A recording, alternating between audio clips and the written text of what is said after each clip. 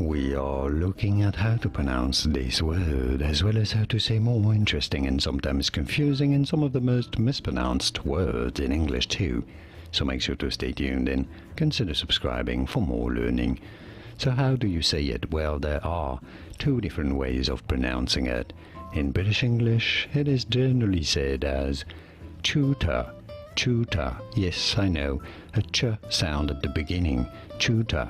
In American English, however, it is generally said as tutor, tutor in American English, or tutor in British English. And now you know. Here are more videos on how to pronounce more interesting words and names whose pronunciations aren't always obvious, those words that many people get wrong.